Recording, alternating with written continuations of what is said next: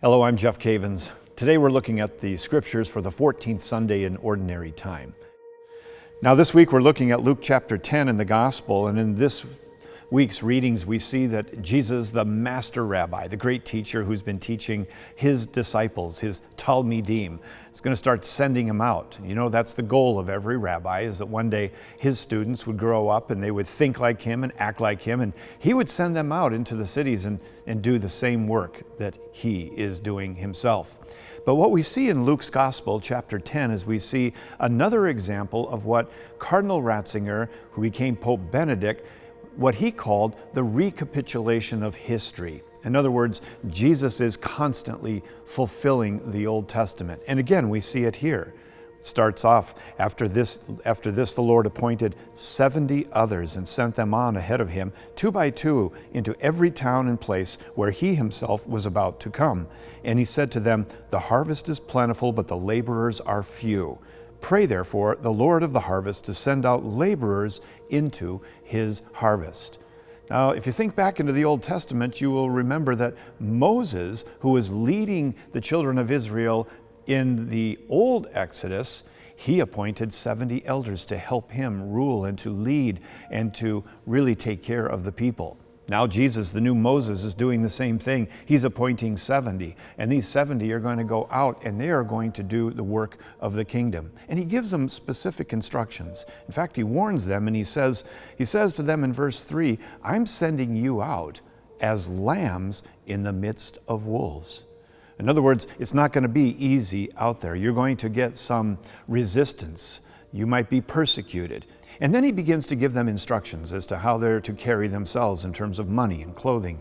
And when they go into a city, if they are accepted into homes, eat what is put before you and proclaim something, say something in every city that you go into, and that something is this. It's found in verse 9.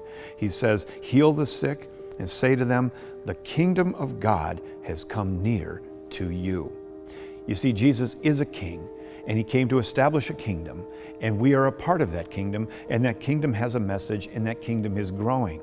And so when you go, you are to proclaim that the kingdom has come near to you. In other words, the kingdom is here at your door, and you represent that kingdom. What does that mean? Well, you could go into all the different aspects of the kingdom, but when we talk about the kingdom of God, we're talking about the plan of the king, Jesus. He has a will, and we want to tell people about that will. That's why it's so important to know the Bible, because when you know the Bible from Genesis to Revelation, you come to know the Father's heart and you know his deeds. In other words, you can count on him. The kingdom is here, and you can know the king and you can know his plan. Also, forgiveness is a part of the kingdom. When we go to someone's house or we meet someone new, we're aware that the kingdom of God is at hand. It's here, and forgiveness is available. Mercy is available in people's lives. And so we are the ones who extend the mercy of the king. We extend the justice of the king. We are involved in restoring people to the king. That's what we are doing when we're sent out.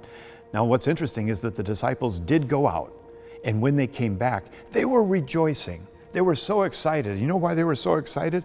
They were so excited because they said, "Behold, you know, the serpents, the scorpions, all these powers are subject to us. This is so neat. This is so cool that when we go out, things happen." And Jesus reminds them, kind of brings them down just a little bit, and he reminds them, he says, "Don't rejoice in this." This isn't what it's all about, is that even the demons and all of these people are subject to you. That's not what it's really all about, but this. "But rejoice that your names are written in heaven." You ever thought about that? That's really what we should be rejoicing.